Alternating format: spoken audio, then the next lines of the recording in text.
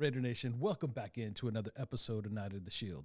Tonight, we are going to talk about the Las Vegas Raiders versus the Indianapolis Colts. Now, I did a reaction video yesterday.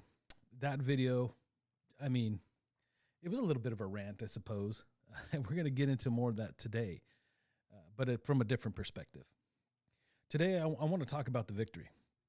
I want to recap this game in my way. The first question I want to ask is, who won that game? Was it Derek Carr? Was it Zay Jones? Was it Hunter Renfrow? Maybe it was the defense? Was it Josh Jacobs? I don't know. Did the offensive line hold up good enough? A little bit of all of it, right? A little bit of all of it. It looked like to me that it was a team effort. And I think that's the narrative that's missing in sports. It always has to be that one guy or that one side of the game, right? Defense or offense. It can't just be a team effort. When you play both sides of the ball, and again, like you saw yesterday, it doesn't have to be perfect. It doesn't even have to be great. It doesn't have to be the type of performance where you think that it has to be one side of the ball that dominated. No side dominated whatsoever. Both sides kind of in their own way, struggled at times, but they made plays that mattered. They made plays when it counted. They did their job when they had to do their job. Did Derek Carr throw 2 picks? Absolutely he did. Did it cost them the game? Obviously not. Did the defense, did our secondary run into each other and have some fluke play that landed in the end zone for a touchdown? Yes, it did. Did it lose them the game? No, it did not, right? Did Derek Carr win the game? If his job is to get the ball in the end zone, did Derek Carr technically win that game? Depends on what definition you want to use, right? But we live in an era where everybody has to have an answer. Everybody has to be right. It can't just be a collective group of people that did something right or well enough. It always has to be, no, it was this person who made it happen, or it was this person who didn't happen. I believe it's a narrative that needs to change. The Raiders collectively in the last 3 weeks have come together to put down a performance on both sides of the football that makes sense. And I can't believe I'm even having this conversation, to be honest with you. Football 101, right? The objective to win a football game is to score more points than the other team. Check. We did that. But in order to score more points than the other team, not only do you have to score points on offense, your defense has to stop the other team for scoring more points than you.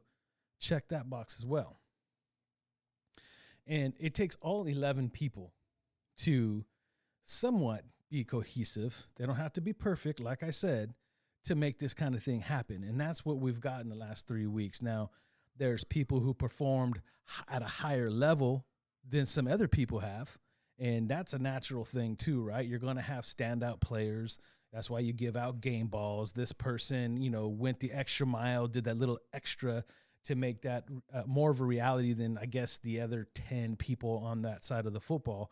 But he cannot have that type of performance without the other 10 somewhat doing their job, or at least most of them.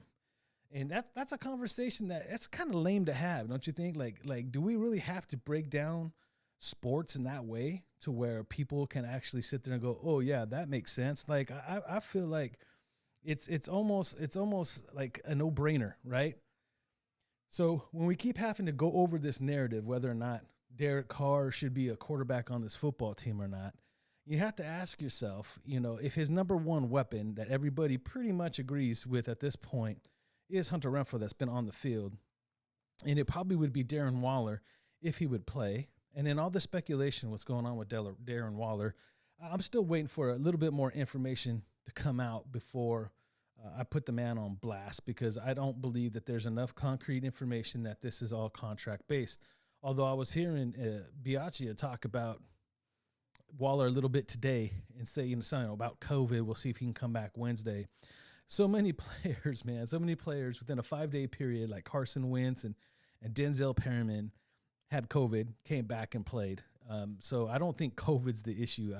I mean, it's starting to really, really feel like there's another underlying issue here going on with Darren Waller, but it's definitely a conversation I want to have as more information comes out. Primarily, whether or not it really comes down, to be honest with you, whether or not he plays this week. I mean, if he plays this week, I think it's more or less contract based. If he does not play, I truly believe the man's hurt, because if he doesn't play this weekend and he can play, one side or the other is done. All right. One side or the other is completely protecting their interest in a different way.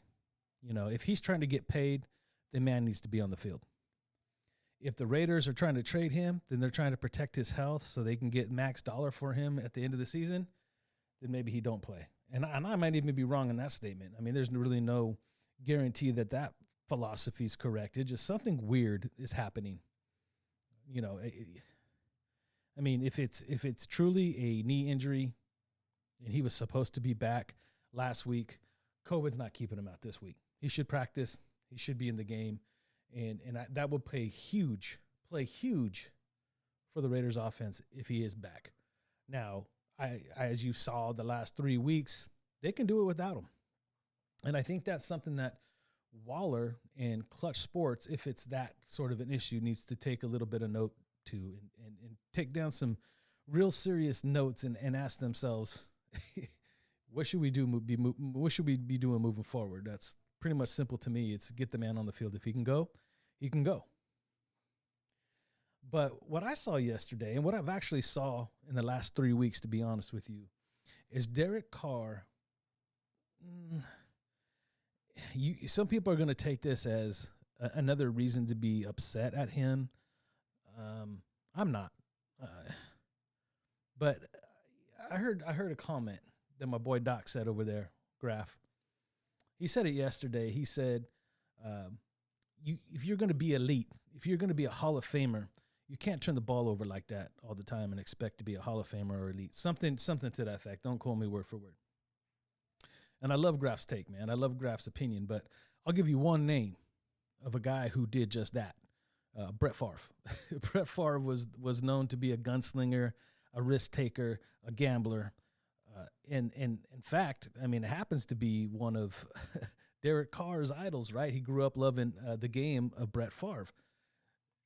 And this is probably the first time in his career that I've seen him play with that type of mentality, the real Mamba mentality, in my opinion. If you were going to play the game of football the way that Kobe Bryant played basketball, it would look like what Derek Carr has been attempting to do the last 3 weeks. Comes at a cost, right?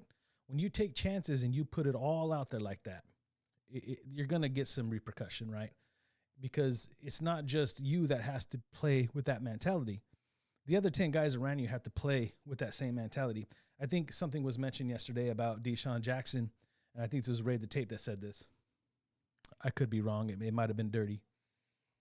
But they said the difference is that Desean Jackson won't fight for that 50-50 ball, right? So if you're going to be a gunslinger and you're going to throw a 50-50 ball, maybe it shouldn't be to Desean. Well, I mean, I would say, regardless how old you are, if you're getting paid and you're on this football team, you should play like that with that Mamba / mentality all the time. So this team, if it continues to find a way to come together and play cohesive football, they absolutely have a chance on not only making the playoffs, but maybe winning a game, depending on who they play. I mean, I'm still of the narrative that this team is not ready for a playoff run. And I also said yesterday, and I stand by what I said, and I did make a mistake in what I said, by the way. I said there were 2 games over 500, and technically they're a game over 500 at this point, and a 16-week season, which is an improvement from last year in a year where they faced a ton of adversity. If I was a guy like Todd Bowles, who's been mentioned, or any other available head coach in the National Football League that has any type of credit, some good credentials, who may be a really good candidate for this job, if I was you, I would be chomping at the bit to get my hands on this football team. And there's a few asterisks that go along with that. You know, GM, defensive coordinator, offensive philosophy, I think is probably the primary concern for me moving forward. is what kind of offensive philosophy we're going to have. And, again, I'm going to let things play out before I start diving into what I personally think this team can and should do moving forward. There's some opportunity here. There's some options this team has with a lot of cap. They don't have to make any big decision right away. Again, unless they're forced into be making that decision. And again, that's a conversation for another time. But heading in to this final week 17 against the San Diego, I said it again, dang, Los Angeles Chargers. Game's up for grabs. I mean, the Raiders have shown they could play up to anybody, right? They could play with anybody. Is it enough at this point? I think so. We'll get into it more. I want to see, especially when we get Wilder back. I think our offense needs to play with a little bit more oomph. We could definitely. I mean, they played like Zay Jones played out of his mind. Zay Jones played out of his mind. Man, I don't want this video to be too long, but I want to share this narrative I was thinking about today. Because one of the things that I do for my work at Valley Center for the Blind is, I supervise and I'm a lead on some programs that we have. They're like call center agents, right? And a lot of our clients that get out of their assistive technology training and they learn how to operate a computer by just using the keyboard, and it's called JAWS, and some, like on my Mac and stuff that I use, it's called VoiceOver, where you operate the whole system. I can operate my iPad, my Mac, with just my keyboard. I don't have to see the screen. It reads everything to me, and I know the keystrokes, and I can move around the screen and what have you. That'll be probably showcased in a live video soon. But a lot of these people come out of training, and even with them just freshly out of training, they've never really implemented it in this type of environment. It can be very stressful. And then we have some people that we bring on that have learned it a while ago, but with the lack of job opportunity, because that's one of the things the blind community suffers from is job opportunity, because they don't use it on a regular basis at a level that is needed to perform the job tasks that we bring them in for. It's a little stressful, and it's a little struggle and a bit slow at first, right? But because of the repetitiveness of them being able to do it on a daily basis in so many different ways and learning so many different keystrokes and operating systems and shortcuts, keyboard, all that great stuff, right? They become very efficient, way more efficient than they ever were at using VoiceOver on a computer. I had an agent, a good friend of mine, totally blind, who was that guy about 1.5 years ago. Now he teaches it. Now he's a assistive technology trainer. So it kind of highlights what I'm talking about here when it comes to a guy like Zay Jones. You give him some opportunity to go out there on a regular basis in game time situations and actually take this chemistry that he already built off the field and practice off season in friendship with Derek Carr along with Hunter Renfrow. It goes a long way. I'll even say the same thing about our offensive line. It's not where it's supposed to be, but they're much improved because week in and week out, they've had to do it, and they've had to do it at a high level. And when I say high level, I mean they had to do it at a high, not to say they did it at a high level, but you have seen improvement. I think the biggest improvement I think I've seen is in Andre James. And yeah, I think there's some issues at right tackle and left guard, but I'll even say Leatherwood, as a rookie, pure rookie, has found a groove, at least in the right guard position. Now, that has to translate into something totally different moving forward. And, we'll see how that develops. Will they give him another opportunity at right tackle? Or at this point, should we just really keep him consistent? And because we need a guard anyway. We need a right guard anyway. So, again, that's why they say it could take up to 2 or 3 years for someone who's transitioning from college to the NFL. It could take them 2 to 3 years to really find their own. Now, some of these elite players that come in, they perform right away, or maybe within a year, or in that calendar year or two, right? It all depends on the person. But do I think that this should be our offensive line next year? No.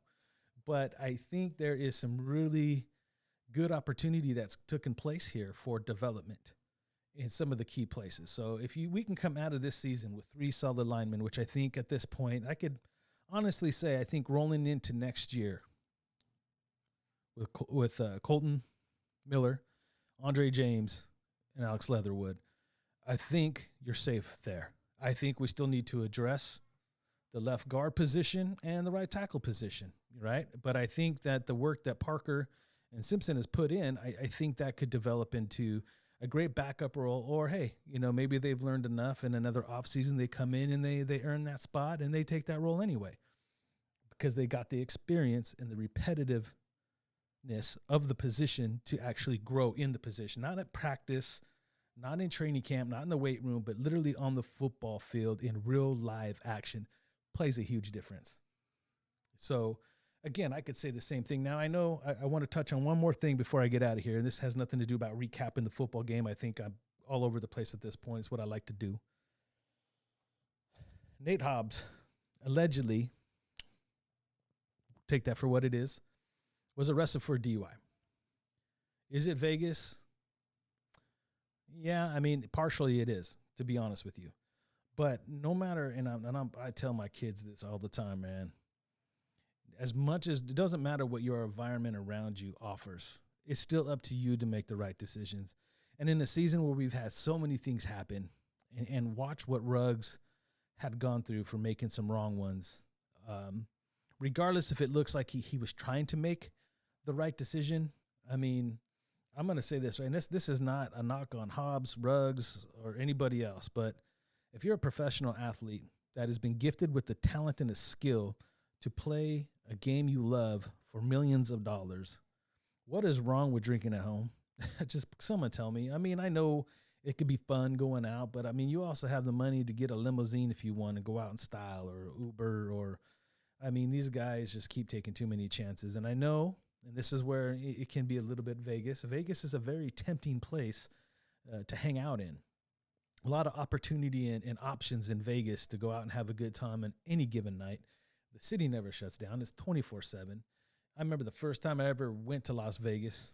I was 21 years old, and you almost nearly forget the time. I mean, you can just drink, and all of a sudden it's 4 or 5 o'clock in the morning. You're like, whoa. So, I mean, but there's got to be no excuses. And I think at this point, your teammates got to step up and start holding all these guys accountable, and have somebody or a few captains, leaders, appoint some people in your front office to really keep your eyes out and offer support and really be out there with these guys. It's going to get out of hand otherwise. With that said, I think I said enough. I mean, you tell me, who won that game? Was it Carr? Was it Jacobs? Was it the defense? Was it Zay Jones and his 120 yards? What was it? I say it was a team effort. It has been a team effort, and it's not perfect. It's not pretty. It's not what it's supposed to be. And if the idea is still going to be sold that this team doesn't have enough talent, especially offensively, then damn, I'd hate to see what happens when we do. Anyways, with that being said, if you're new here, hit that subscribe button, the notification bell, so you can be updated every time I drop another video. Hit that like button. Leave a comment down below. Let me know what you think. Is it a team sport? Was this a team game? Was this a team effort on both sides of the football? And that doesn't mean all players that play both sides of the football had to be perfect or great. But you're about as good as the person next to you in this game, man. I mean, just watch the game, right? Max Crosby can't even get pressures or sacks, or Yannick can't do the same unless the other defensive linemen are doing their job and eating up some people too, right? It's just the way it is. So, again, team effort. Leave me a comment down below. You let me know what you think. And until next time, y'all stay Raider strong. I'm out. Peace.